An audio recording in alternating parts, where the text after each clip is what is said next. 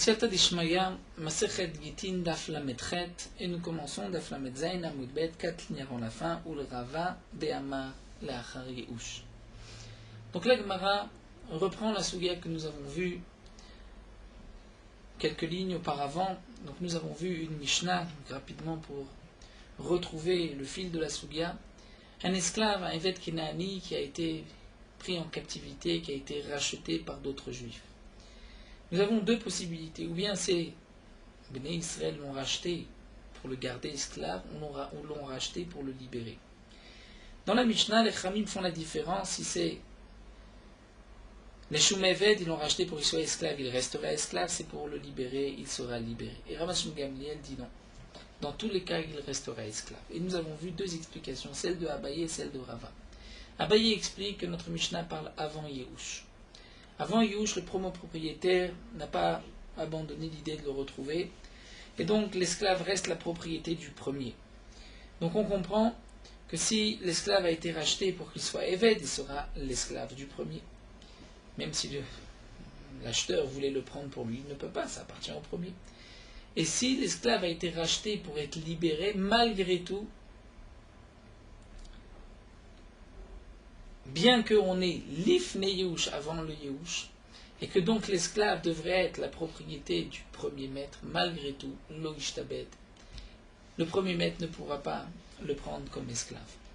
Pourquoi? Comme la Gemara l'avait expliqué, parce que Tanakama pense que sinon les gens ne vont pas racheter cet esclave. On se dit, je ne gagne rien à racheter un esclave et le ramener chez son maître. Donc si c'est pour le libérer, là c'est différent. Les gens sont prêts à faire un effort. Et Ramashon Gamliel dit que non, il n'y a pas de différence dans tous les cas. Les gens vont le racheter, et donc puisqu'on est avant Yehush, il reste l'esclave du premier. Rava, lui, explique la Mishnah différemment, que d'après Rava, on parle après Yehush. Et la raison des Chachamim, pourquoi les Shum Eved Ishtabed, puisqu'on est après Yehush, il sera l'esclave, d'après les Chachamim, au Rabo Sheni. Pourquoi au Rabo Sheni? Étant donné que le premier a fait Yehush, donc celui qui l'a racheté peut le prendre en tant qu'esclave. Et si on l'a racheté pour qu'il soit libéré, alors il ne sera l'esclave ni du premier ni du deuxième. Rabban Shimon Gamliel, lui, dans la Mishnah, n'est pas d'accord et pense que dans tous les cas, même après Yehush, même s'il a été racheté pour être libéré, il sera l'esclave du premier et pas du deuxième, même s'il a été racheté comme esclave. Pourquoi? Parce que, nous explique Rabban Shimon Gamliel, comme Chizkiya qui a dit que si on permet à l'esclave ainsi d'échapper à son premier maître, il risque de se jeter dans les mains d'une armée pour pouvoir échapper du premier maître. Donc on va dire dans tous les cas, que tu sois racheté comme esclave ou comme homme libre, tu resteras l'esclave du premier, même si on est après Yehush. Et là la Gemara continue et va poser une question sur Rava. Ou le Rava de Amar la Achar Yehush, le Rabo Sheni. D'après Rava, le premier maître a fait Yehush. Le Israël qui rachète ce Evet Kenaani le rachète pour qu'il soit esclave. Nous avons vu que d'après les Chachamim, tel que l'explique Rava, il sera cet esclave, l'esclave du deuxième, de celui qui l'a racheté. Et pas du premier, étant donné qu'on est après Yehush. Mais demande la Gemara, Rabo Sheni Miman Kanele, le deuxième maître l'a acheté de qui? Le premier maître a fait Yehush. Donc le deuxième l'a acheté de qui? La Gemara explique, Mishabae, il a acheté de ceux qui ont pris l'esclave en captivité. La Gemara demande, Shabae Goufé Mikanele, est-ce que cet homme qui a pris cet esclave en captivité, est-ce qu'il a acquis l'esclave pour pouvoir le revendre? La Gemara répond, Kanele les Maaseh Yadav, il l'a acquis, non pas son gouffre, son propre corps, mais il l'a acquis, les Maaseh Yadav, c'est-à-dire pour le travail de ce Evet Kenaani. Et donc Rachid nous dit que l'Israël pourra acquérir de ce non-juif, donc de ce Shabaé, de celui qui a pris l'esclave en captivité, il pourra acquérir l'esclave pour le travail de cet esclave, il pourra l'acquérir avec de l'argent, Bekesef, il payera le prix de son travail. Qu'est-ce que cet esclave vaut pour son travail, par rapport à son travail? Et comment il va acquérir l'esclave lui-même? Rachid nous dit Bitvila, il va le tremper dans un mikvé. Et même si, nous dit Rashi, c'était déjà trempé, il a fait la Brit Mila chez le premier maître, mais étant donné que le deuxième, les Shabaé, ceux qui l'ont pris en captivité, l'ont acquis des Maaseh Yadav, Donc, on pourra ensuite l'acquérir les Maaseh Yadav, et il faudra, donc si on veut acquérir le gouffre, il faudra lui faire une tevila. Et comment le non-juif va acquérir l'esclave les Maaseh Yadav? Nous allons voir qu'il ne va pas l'acquérir lui-même, mais seulement pour son travail. D'Amar Resh Lakish, comme a dit Resh Lakish. Minaim lovet kochavim shekana et ovet kochavim Maaseh Yadav. D'où est-ce qu'on sait que un non-juif peut acquérir un autre non-juif les Maaseh Yadav pour le fruit de son travail? Shenema, comme c'est marqué, Vigam ibnei atoshavim agarim imachem, la Torah nous dit. Et aussi, donc des habitants qui viennent autour de vous, des pays voisins, et qui habitent aujourd'hui avec vous, même Tiknou, vous pourrez acheter de ces gens-là, de ces non-juifs, vous pourrez acheter des esclaves. Atem konimem, vous, Béné Israël, vous pouvez acheter des non-juifs. Felohem konim mikem. Mais les non-juifs ne peuvent pas acheter un esclave juif, c'est-à-dire ils n'ont pas de propriété dans ce juif pour qu'il soit son esclave. Velohem konim zemizé. Et un non-juif ne peut pas acquérir d'un autre non-juif. Donc nous allons voir que signifie ne peut pas acquérir, puisque juste après la Braïta dit Yachol ignouz etzé, est-ce que vraiment ils ne peuvent pas s'acquérir l'un de l'autre, un non-juif d'un non-juif? Et là la Gemara, avant de laisser terminer la Braïta, pose la question immédiatement, que signifie Yachol ignouz etzé? Mais tu viens de dire Lohem konim etzé, effectivement il ne peut pas s'acquérir l'un de l'autre. Donc que signifie Yachol lo ignouz etzé? Donc Achika Amar. Voici ce que la Braïta voulait dire. Velohem konim zemize les goufos, un non-juif ne peut pas acquérir le gouffre, le corps d'un autre non-juif. Que signifie acquérir le gouffre? Le gouffre, ce n'est pas acquérir le travail. Le gouffre, c'est acquérir son corps, que si demain on doit le libérer, il faut le libérer par un guet qui a tous les dynimes du guet. Comme un mariage, où ce n'est pas n'importe quel papier qui va arrêter le mariage, c'est un guet, bonne et due forme, là aussi. Nous avons besoin d'un guet shichour, un véritable guet. Rachid nous donne un autre exemple. Si le non-juif a acheté un autre non-juif et que ce non-juif s'est enfui, il n'a pas le statut d'un esclave. Si demain il se convertit, il pourra se marier avec une bâtisse Israël. Alors que si on lui donne le statut d'un esclave, il a été acquis les goufos. Même si demain il vient se convertir, il ne peut pas tant que son maître ne l'a pas libéré. Donc ça c'est la différence entre les goufos et les Maaseh Yadav. Donc la Gemara nous explique, voici ce que dit la Braïta, V'loim konim zemizem les goufos, un goy ne peut pas acheter un autre goy les goufos, c'est-à-dire pour qu'il devienne son esclave au point d'avoir besoin d'un guet shirou. Mais yachol iknezez les Maaseh Yadav, ça c'est ce que la Braïta demande, mais est-ce qu'il ne pourra pas acquérir au moins les Maaseh Yadav pour le travail de ses mains, à Martha? Et donc la Gemara répond Kalvachomer. Là il y a un Kalvachomer qui les connaît. Ovet Kouravim Israël connaît. Un non-juif Israël connaît. Il peut acquérir un Israël pour le travail de ce Israël. Comme Rachid nous rapporte un pasouk à la fin de Sefer Vaïkra où on voit qu'un Israël qui n'a plus d'argent, qui est bien pauvre, peut se vendre chez un non-juif. Donc il va se vendre quoi? Les Maaseh Yadav. Donc si un Ovet Kouravim peut acheter un Israël et Maaseh Yadav, alors Ovet Kouravim lo Chol Sheken, n'est-ce pas qu'un non-juif peut acquérir un autre non-juif, les Maaseh Yadav? Alors la Gemara nous dit Vima Nemilebe Kaspa, mais peut-être qu'effectivement le non-juif a acquis l'autre non-juif pour les Maaseh Yadav. Et donc on expliquera d'après Rava que le deuxième Israël a acquis de ce non-juif, puisque le non-juif avait, c'est-à-dire celui qui l'a pris en captivité, avait acquis les Maaseh Yadav. Mais malgré tout ce que nous avons vu ici, qu'un non-juif peut acquérir un autre non-juif Maaseh Yadav, c'est seulement Bekaspa, seulement s'il paye, s'il donne de l'argent. De la même manière qu'un non-juif peut connaître un Israël, c'est avec de l'argent, mais Kesef Miknato. Mais Bechazaka, mais par une Chazaka comme ici, cet homme qui a pris l'esclave en captivité, il a attrapé l'esclave, il a fait une chazaka, il a utilisé, il lui a dit tu vas me servir comme un esclave, mais il n'a rien payé. Qui dit que dans ce cas-là, il va pouvoir acquérir au moins les Maaseh Yadav, et Rav Papa va apporter une preuve. Amar Rav Papa, Amon ou Moav tiaru besichon.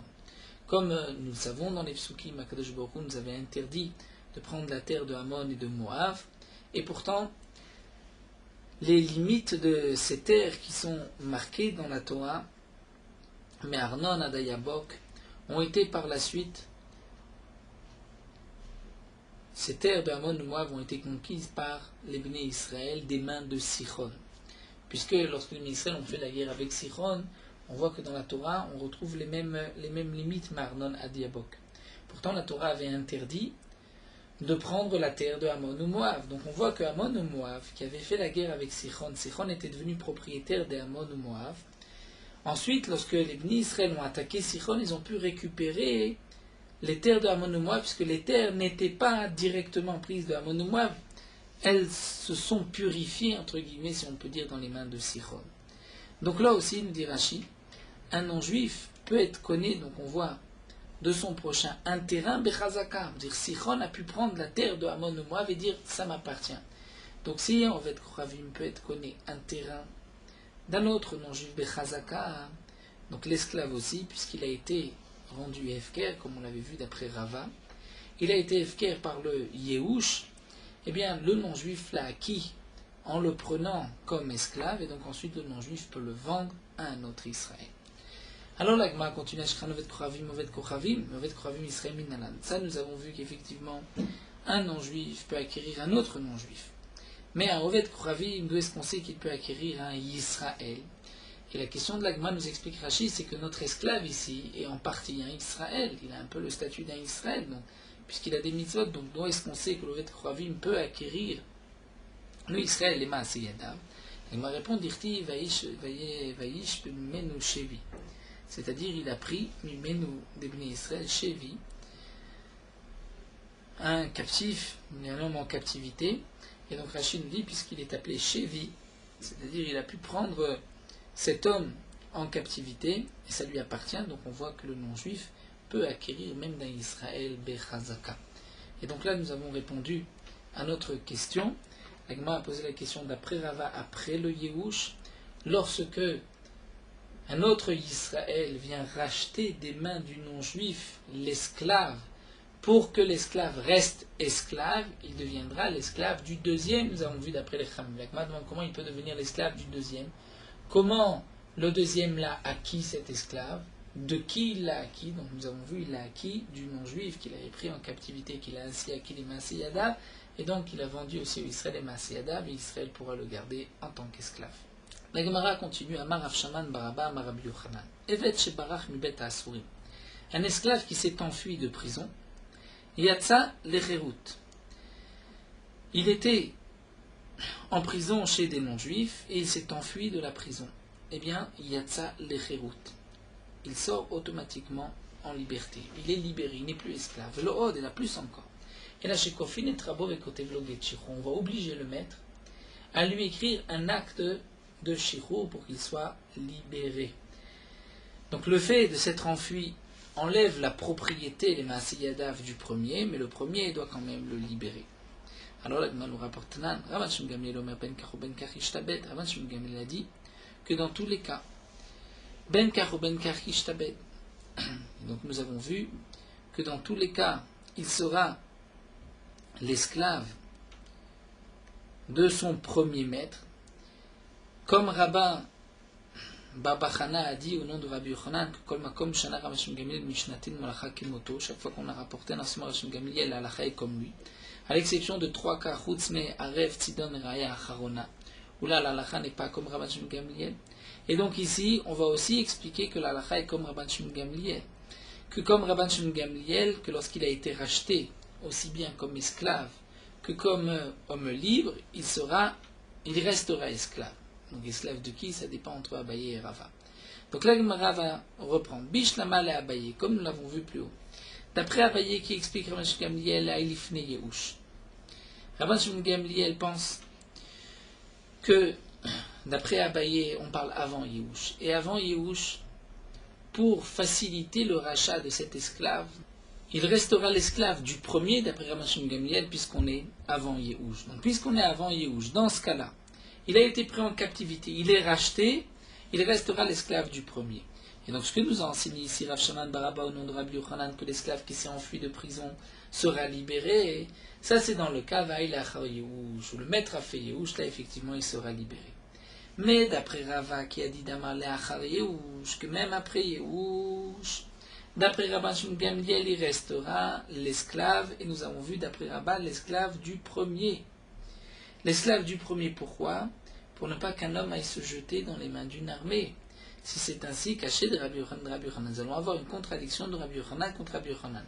Puisque Rabbi Yochanan a été possédé comme Rabban Shmuel Gamliel, donc après Yehush, d'après Rava, Rabban Shimon Gamliel pense qu'il a été racheté, les Shum Eved ou les Shum Ben Chorim, il restera l'esclave du premier. Et ici on voit qu'un esclave qui s'est enfui, Yatsa Lecherut, il est libéré.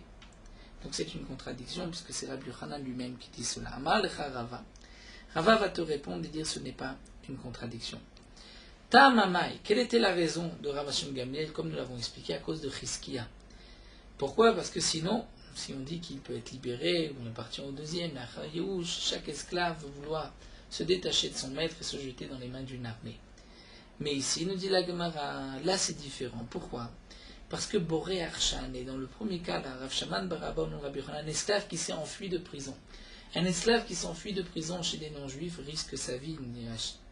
Et puisque, nous dit la Gemara, Hashtal et Katalam Masar Nafshi, il était prêt à se laisser tuer, donc à fouler à pile Nafshi de Gayasot, parce qu'il va se jeter dans les mains d'une armée. Donc on est sûr que cet homme-là, puisqu'il s'est enfui, c'est-à-dire il était prêt à sortir de prison, même s'il risquait sa vie. Donc je suis sûr que cet homme-là ne va pas se jeter dans les pieds d'une armée, dans les mains d'une armée. Et donc si c'est ainsi, je comprends pourquoi il est libéré, parce que la raison de Rabban Shimon Gamliel ne s'applique pas ici. La Gemara continue, la Gemara va nous rapporter plusieurs cas de ce qui s'est passé avec des servantes de Chachamim. Amte de Mar Shmuel, la servante de Mar Shmuel, Ishtabaï avait été prise en captivité. Par quoi les Shum Amata, des gens l'ont rachetée pour qu'elle reste servante. Veshadro allait et ils l'ont renvoyée chez Mar Shmuel. Shalchoulé, ceux qui l'ont rachetée, ont envoyé le message suivant à Mar Shmuel. Eux pensaient que Mar Shmuel n'avait pas fait Yehush. Et donc eux lui ont dit la chose suivante. Sache que Anan qui Rabban Shimon Gamliel Tzvir Anan. Nous, on pense comme Rabban Shimon Gamliel et que dans tous les cas, qu'il soit libéré, les Shum Eved, les Shum Ben Chorim, eh bien d'après Rabban Shimon Gamliel, il restera l'esclave. Si on est défini Yehush, esclave du premier. Et donc on te rend cette servante comme esclave. Mais toi, Inamek Rabban Tzvir Anan, même si tu penses comme les Chachamim, et que donc tu te dis peut-être qu'on l'a racheté les Shum Ben Chorim et qu'elle doit être libérée, sache que non, Anan et Shum Amate, par Kenan Léané, tu peux la garder. Mais nous savons les Fnei Yehush avaient, et eux pensaient effectivement que Mar Shmuel n'avait pas fait Yehush, Velori, et ce n'était pas exact, en vérité, la Achar et Yehush avait. Mar Shmuel avait déjà fait Yehush, et donc puisque Mar Shmuel a fait Yehush, et que Mar Shmuel ainsi que ces gens pensaient comme Abaye, que toute la Mishnah c'est avant Yehush, mais après Yehush, même si elle a été rachetée en tant qu'esclave, elle sera Ben Chorim, Trorim, puisque il y a déjà eu un Yehush. Donc Tosot pose la question, mais peut-être qu'il pense comme Rava. Donc Tosot répond à cette question, non, il ne pense pas comme Rava, il pense comme Abaye. La Gemara nous dit qu'en fin de compte, Veshmuel et Shmuel, donc lorsqu'il a repris cette servante, l'homme éveillé d'Ishtaboudé, l'homme Ishtabed, pas seulement qu'il ne l'a pas gardée en tant qu'esclave, et la Gita de Chautena Meloitzrecha, mais même un acte de libération, il n'a pas eu besoin de lui donner. Pourquoi? Puisque Shmuel est un mais Shmuel pensait ainsi. Damar Shmuel a mafkir avdo yatzalecherut, celui qui mafkir son esclave, l'esclave est libéré. Et là Shmuel avait fait Yehush, comme nous l'avons vu, et donc Enot Tsarir Get Shichur n'a pas besoin d'un acte de libération. Shenema, comme c'est marqué dans le passage Vechol Evet Ish Miknat Kasef. La Torah nous dit, et tout esclave, Eved Ish, qui a été acheté par de l'argent. De là on apprend Eved Ish velo Eved Isha. Est-ce que cela signifierait l'esclave d'un homme et pas l'esclave d'une femme? Quelle est la différence, l'esclave d'un homme ou d'une femme? Elle a, nous dit la Gemara, il faut comprendre ainsi. Elle a Eved Shish lo reshut le rabo alaf karoui Eved. Que signifie Eved Ish? C'est un mot en trop qui veut dire l'esclave ou le maître a une prise sur lui. Lui, il est appelé esclave. Shen lo reshut le rabo alaf karoui Eved, un esclave où le maître n'a pas de prise sur lui. Pourquoi? Parce que l'esclave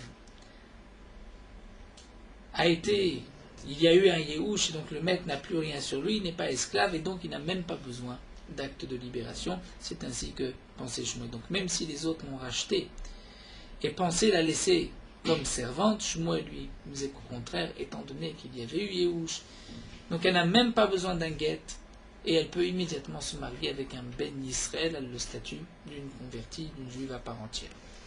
La Gemara continue, nous raconte Amte de Rabbi Abba Bar Zutra Ishtabae, la servante de Rabbi Abba Bar Zutra a été prise en captivité. Parka Aoutar Muda'a.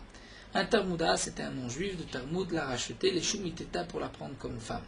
Shalchoulé les Didé.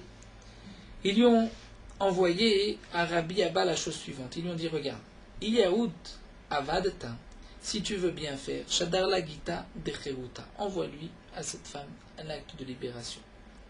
C'est ainsi que les Chachamim lui ont envoyé et lui ont dit à Rabbi Abba. De quel cas il s'agit? Il est Matsupar Kula, le Talmudaï, ce non-juif, a racheté la servante pour la prendre comme femme. Si on peut la racheter de ce Talmudaï, alors la Maligeta de Cheruta, pourquoi la libérer? Il fallait la racheter et la ramener à Rabbi Abba. Il dit le Matsupar Kula, si de toutes les manières le Talmud n'a pas l'intention de la laisser, alors que Shadar Legita de Cheruta Maïeve, même si Rabbi Abba lui envoie un acte de libération, ça ne change rien, le Talmudaï va la garder. La répond le Olam de Matsupar Kula. En vérité, on peut répondre que Matsupar Kula, il pouvait la libérer des mains de Talmudaï. Et Kevan de Meshader la Gita de Cheruta, étant donné qu'il va envoyer un acte de libération, donc les gens, les gens vont se mobiliser ensemble, on se dire on va la prendre et on va la racheter, mais ça c'est seulement si elle a été libérée. Mais si c'est les Shum Avdout, ils ne voulaient pas la libérer, contrairement à ce que nous avons vu plus haut d'après Ramachin Gamliel, eux n'étaient pas d'accord, pensaient que la mitzvah c'est de libérer les hommes libres, c'est-à-dire un ben d'Israël à part entière et pas un esclave.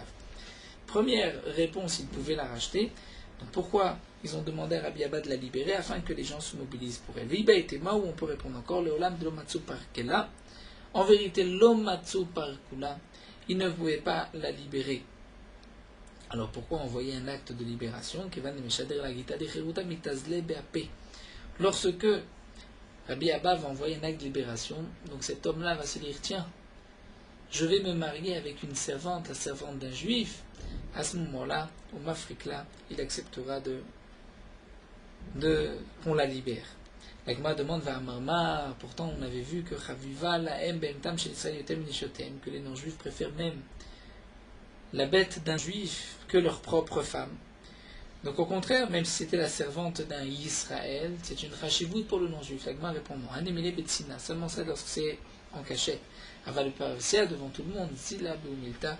Au contraire, il a honte aux yeux des autres, et donc il préfère la libérer si cela se sait que c'était la servante d'un Israël. La Gemara continue de raconter Amata avec Pumpadita, il y avait une servante qui était dans la vie de Pumpadita. Davu Kame Avde Bainchi Isura, les gens fautaient avec cette servante.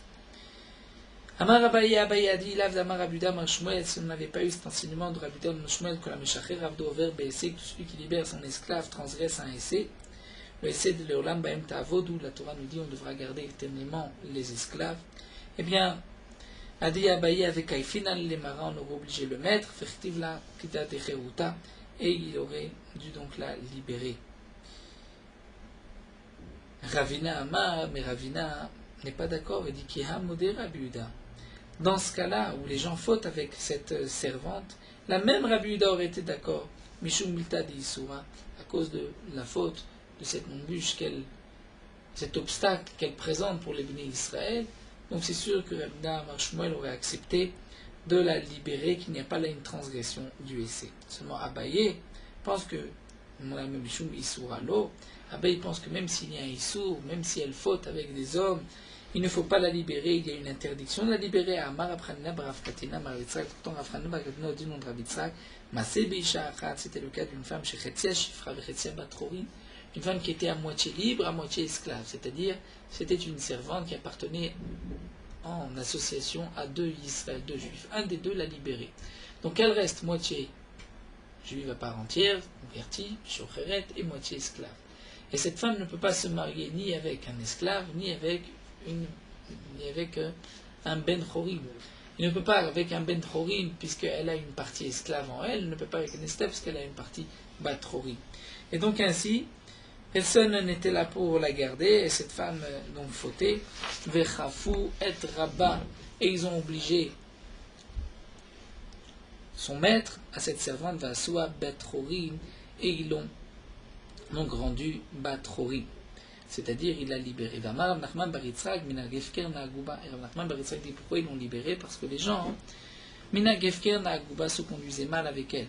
Non pas qu'elle ait l'obligation de Péria Verivia, comme aurait été le cas si c'était un homme, on oblige le maître pour la mitzvah de Péria Verivia lorsque c'est Chetzif et Chetzif Ben Chum de le libérer, mais là, il s'agit d'une femme qui n'a pas la mitzvah de Péria Verivia, mais malgré tout, les gens les gens risquaient de trébucher avec elle, et donc, c'est pour cela qu'il a permis de la libérer. Donc on voit que dans un cas d'une Avera, on peut la libérer. L'Agma répond à Abaye va répondre, là-bas c'est différent. Elle ne pouvait pas se marier avec un esclave, elle ne pouvait pas se marier avec un Ben Chorim, parce qu'elle était moitié-moitié. Donc il n'y avait personne pour la garder. Donc là, effectivement, c'était un obstacle pour les Bnei Israël, il fallait la libérer. Mais là, même si cette servante se conduit mal, mais le maître peut la réserver à un esclave, et cet esclave va la garder, ce sera donc sa femme, et les gens ne vont pas fauter. Donc d'après Abaye, il n'y a pas de raison de la libérer dans ce cas-là. Alors la Gemara continue, Boufa, nous venons de voir Amar Rapida Marshmuel, quand la Meshacher Avdo Verbesset, celui qui libère son esclave, transgresse un assez de la Torah, Shenema Lolam Baim Ta'avodu, la Torah nous dit, jamais vous garderez, vous travaillerez.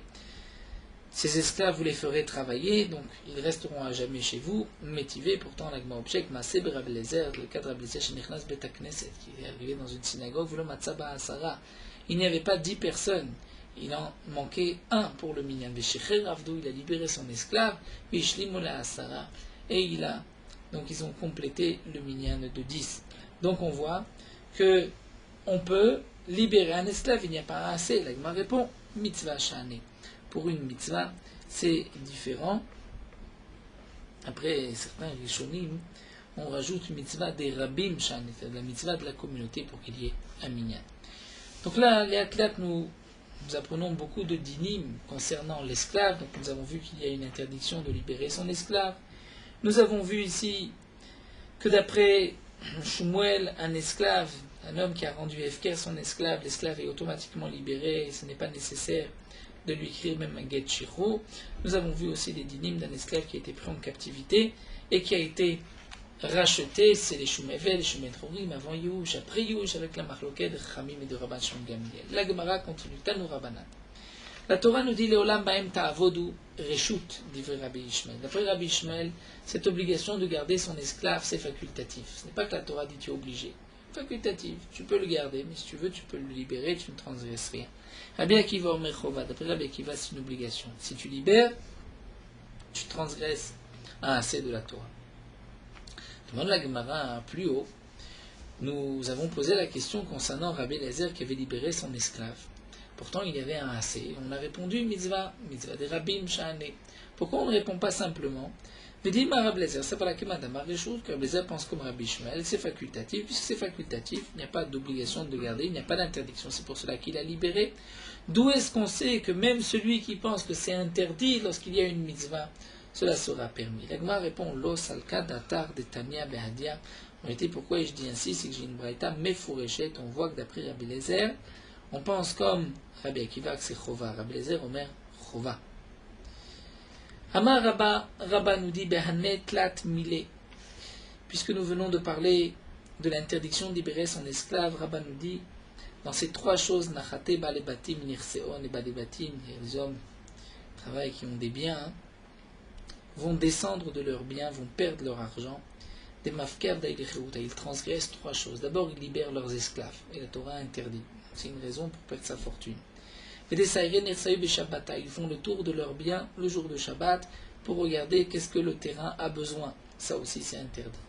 De plus, vedekabae seudatayu, vedekave seudatayu beshabbata beidan bemidrasha. Ils fixent leur repas de Shabbat au moment de la dracha. Comme Rachid nous l'explique, au moment où le Chacham avait l'habitude d'être Doresh le Shabbat en public, et eux, ces gens-là, sont attablés à manger, ils devaient manger avant ou après, et donc ils vont perdre la dracha, à cause de cela, ils vont perdre leur bien.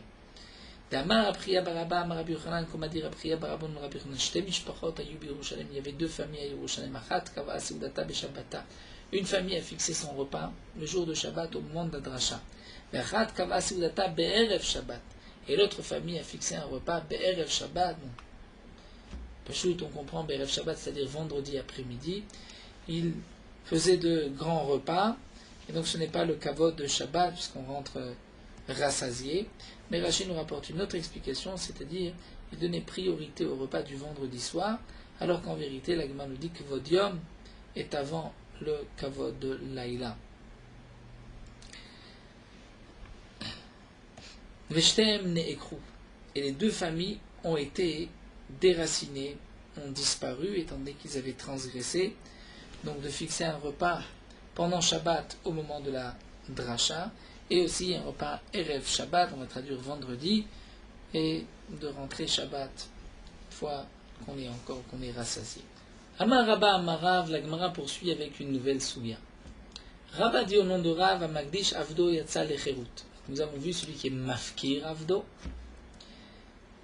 qui est Yotze Lecherut, d'après Shmuel, il n'est même pas nécessaire de lui donner un get shirur. Et là, Rav nous enseigne à Magdish Avdo Yatsa Lecherut, un homme qui est Magdish, qui offre son esclave au Bet Hamikdash, l'esclave est automatiquement libéré. Maïtama, pour quelle raison? Après tout, il l'a donné au Bet Hamikdash. Parce que Goufé lo Kadish, le corps de l'esclave ne peut pas être sanctifié, puisqu'on ne peut pas l'égorger, on ne peut pas le mettre dans le mur du Bet Hamikdash, ce n'est pas un objet, ce n'est pas une pierre, ce n'est pas de l'or, ce n'est pas un korban non plus, donc on ne peut pas rendre Ekdesh ce qui n'est pas propre au Bet Hamikdash, mais on aurait pu dire l'Edmé, c'est-à-dire que cet homme a voulu dire je veux donner la valeur de mon esclave, mais là aussi dit la Gemara l'Edmé lo kamar, il n'a pas dit. Il aurait dû dire Dme Avdi Alay, je veux donner la valeur de mon esclave. Donc si cet homme avait dit l'Edmé, on aurait pu dire la valeur. Et là il a dit je rends Ekdesh mon esclave, c'est qu'il a voulu dire d'élever Am Kadosh Kamar. Je veux que mon esclave soit Am Kadosh, le peuple saint, c'est-à-dire qu'il soit un Ben Israël. Et donc, puisqu'il a décidé de le rendre Ben Israël, c'est pour cela qu'il est libéré. Rav Yosef Amarav Amafkir Avdo Yatsa Lecherut. Rav Yosef dit au nom de Rav. Là nous avons vu Rabba au nom de Rav. Rav Yosef lui dit au nom de Rav que c'est pas un Magdish, c'est un Mafkir, même celui qui abandonne, qui est un Mafkir, dit j'abandonne la propriété que j'ai sur mon esclave. Yatsa Lecherut, l'esclave est libéré. Mandamar Magdish Rochken Mafkir. Il dit celui qui a dit Magdish a plus forte raison s'il est Mafkir. C'est-à-dire, si déjà Magdish, on aurait pu expliquer qu'il offre au Bet Hamikdash, on dit non, Am Kadosh aura plus forte raison Mafkir. Mais Mandamar Mafkir, celui qui a dit que lorsqu'on est Mafkir, c'est Tzedek, peut-être que Magdish lo, Dilma l'Etme Kamar, peut-être que Magdish est différent, peut-être que Magdish signifie l'Etme Kamar, c'est-à-dire, peut-être qu'il a voulu dire la valeur de son esclave. Iba il est où? La Gemara pose la question suivante dans le cas que nous venons de voir, dans Magdish ou Mafkir, il va être libéré, après Rav Yosef, après Rabba, mais est-ce que Tsarir Get Shirur ou Tsarir? Est-ce qu'il faut aussi un acte de libération ou pas? Ou est-ce qu'il est libéré automatiquement? Tashma, l'Agma nous apporte une preuve. Damar Apriya Baravin Amarav, Apriya Baravin Adilondora, Vechadze Vechadze. Que ce soit le cas de celui qui est Magdish, qui offre au Bet Hamikdash, ou qui est Mafkir, qui abandonne sa propriété sur l'esclave, Yatsa Lecherut Vetsarir Get Shirur. Il est libéré, mais il faut un Get Shirur, un acte de libération. Donc là, on voit que, d'après Rav, même lorsqu'on est mafkir, son esclave, c'est vrai qu'il est libéré, mais il faut un get shirur, contrairement à cet enseignement que nous avons vu plus haut au nom de Shmuel, comme mafkir avdo, yatsa lecherut ve'eno tzarich get shirur. C'est une machloket. La Gemara continue, Amar Rabba, Rabba nous dit, Umutvinan Ashma'atin, mais on a posé une question sur Ashma'atin, sur notre Souya, sur ce que nous-mêmes nous avons appris. C'est marqué à Magdish Nechassav, si un homme offre ses biens au Bet Hamikdash, Vayu Baem Avadim, et dans ses biens il avait des esclaves. En Agizbarim Rachaim Lotiam Necherut. Les Gizbarim, les responsables du Hikdash, n'ont pas le droit de libérer ses esclaves. Même si l'esclave veut payer sa libération, prenons un exemple où un homme a fait un don d'argent à l'esclave, lui dit voilà, je te donne cet argent à condition que ton maître n'ait pas de propriété dessus. Donc là, l'argent appartient à l'esclave. Et l'esclave veut ensuite donc se racheter, il ne pourra pas. Il ne pourra pas se racheter, il me dit Rashi pourquoi, puisque le corps de l'esclave n'est pas acquis au Hekdesh, il n'a été Magdish que la valeur. Et donc de cette manière de racheter, c'est un shirour, ce n'est pas une vente. Vente, on peut vendre. Mais qu'est-ce qu'on peut faire? Avan machrin otam le'achirim. Donc lui, il ne peut pas se racheter, puisque rachat, c'est pas une vente, mais mochim otam le'achirim, on peut vendre l'esclave à d'autres juifs. L'argent qui va être donné pour cet esclave va appartenir au Beth Amikdash, ve'achirim otzim otam le'chirut. Et les autres peuvent libérer ces esclaves. Rabbi Omer, Rabbi dit, Omer Ani, moi je dis, afu noted me'atzmo ve'yotze. L'esclave peut lui-même payer la somme, sa valeur et sortir, parce que c'est comme s'il se vend. Comme si le Gizbar vend l'esclave à lui-même, et donc de la même manière que le Gizbar peut vendre à un autre, il peut vendre aussi à l'esclave même, donc pas sous forme de rachat de pidium, mais sous forme de vente. Donc ici, nous avons une question sur Rav. C'est que nous venons de voir dans cette Mishnah que lorsqu'on est Magdish, ça appartient au Beth Amikdash. Et Rav nous a dit que ça n'appartient pas au Beth Amikdash. La Gemara de Matnitim, Karamit Alea de Rav, tu poses une question sur Rav. Rav Tana ou Palig, Rav est un Tana, et il est en machloket avec la Mishnah. C'est un klal que nous avons souvent, Rav Tana ou Palig. Alors Gemara va chercher une autre maille, Tashma. Et là on va nous rapporter un passouk, c'est plus fort. C'est marqué Ach Kol Cherem. כל חרם אשר יחרים איש לשם מכל אשר לו מאדם ובהמה ומשדה אחוזתו לא ימכר ולא יגאל כל חרם קודש קודשים מול השם lorsqu'un homme fait don de ses biens au בית המקדש. Que signifie מאדם ובהמה? מאדם אלו עבדיו ושפחותיו הכנענים, ce sont ses esclaves, ses servantes כנענים, qu'un homme peut offrir au בית המקדש. Donc si c'est מוקדש, c'est מוקדש לבדק הבית. Et là, nous avons un passou, donc on voit que lorsqu'un homme offre son esclave Beth Amikdash, ça appartient au Beth Amikdash, la Torah dit Kodesh Kodashim Lashem. La Gemara répond à Chab et Maskinan d'Amar Lidme. Ce n'est pas une question contre Rav. Ici, on parle Lidme, c'est-à-dire que cet homme a dit je veux offrir la valeur de cet esclave au Beth Amikdash. Ce n'est pas l'esclave qui est Kadosh, c'est sa valeur. Et Achid demande à c'est ainsi Edachname. Alors revenons à la première Mishnah qui avait été rapportée, on va dire plus haut d'Amar Lidme. Donc ce qui était rapporté plus haut, au lieu de dire que Rav était en machloket, donc ce qui avait été rapporté de Magdish Nechassav, on va dire l'Edmé, donc il a offert au Beth Amikdash la valeur de l'esclave, mais alors je ne comprends plus la suite, Yahri. Hena Gizbarim Rachaim Lotziam Lecherut, Gizbarim Ayavitayuz, et les Gizbarim, si tu expliques que plus haut c'est aussi l'Edmé, donc cet homme n'a pas offert au Beth Amikdash l'esclave, il a offert la valeur de l'esclave, mais l'esclave lui-même n'appartient pas au Beth Amikdash, donc comment les Gizbarim vont le vendre? Vetou de plus, c'est marqué Aval Machimotam Le'achirim, Achim Motzimotam Lecherut, Achim Mayavit Tayu, c'est-à-dire si cet esclave n'a pas été offert au Beth Amikdash lui-même, mais seulement sa valeur, la valeur de cet esclave, donc comment les Gizbarim vont vendre cet esclave à d'autres? Qu'est-ce qu'on peut vendre à d'autres? Vetou, et de plus on aura la question, Rabbi Omer, Omer Ani, Afunoten, Demeatzmo, Vyotse, Bneshukim Mocholo. Rabbi va dire que même dans ce cas-là, il peut lui-même se racheter. Avec son argent, c'est comme s'il le vend, Vegil Ledme, Maïpneshukim Mocholo. Ici on parle l'Idme, dire que c'était juste la valeur de l'esclave. Donc que signifie Kishmocholo comme s'il le vend? On ne vend pas l'esclave. Donc c'est pour cela que plus haut, lorsque ça a été rapporté à Magdish Nechassav, et on a vu que le Hekdesh a acquis, ce n'est pas juste la valeur de l'esclave, mais c'est vraiment l'esclave. C'est pour cela qu'on a posé une question sur Rav et qu'on a répondu Rav Tana ou Palik. Mais Rachid dit, pourquoi on n'expliquerait pas simplement qu'on a été Magdish l'esclave pour sa valeur? C'est-à-dire, on a offert l'esclave au Beth Amikdash afin que le Beth Amikdash prenne l'esclave, le vende, et l'argent que récupérera le Beth Amikdash de cet esclave appartiendra au Beth Amikdash. À ce moment-là, il y a une kdusha dans l'esclave lui-même pour sa valeur. Comme on retrouve ailleurs dans Magdish Karka ou Behema, Rashi nous dit que c'est un cas particulier ici, étant donné que pour l'esclave, lorsqu'on dit Kadosh, ça peut être un Kadosh libéré. Eh bien, lorsqu'on va dire je le rends Kadosh, puisqu'il peut être libéré, il ne sera pas Kadosh Lidme, un peu comme le principe de Magdish Tmimim, Matfis Tmimim Bedekabait, lorsqu'un homme offre un korban sans défaut au Bedekabait, puisqu'il peut être offert sur le Mizbeach, bien le dîner, que cette bête sera directement sacrifiée sur le Mizbeach, bien que l'intention de cet homme n'était pas de sacrifier la bête sur le Mizbeach. Donc là aussi, on dira de même, donc on est obligé d'expliquer que c'est les damas, c'est-à-dire la valeur. Donc c'est la valeur, ce n'est pas l'esclave lui-même, c'est la valeur de cet esclave. Donc les Gizbarim ne peuvent rien vendre. Et donc c'est pour cela qu'on a été obligé d'expliquer là-bas indifféremment. Donc nous allons nous arrêter ici à Tashma. La Gemara poursuivra cette soulia de celui qui offre son esclave au Beth Amikdash. Quel sera le din? Nous reprendrons la suite Be'ezrat Hashem. Ça va être là à Tashma.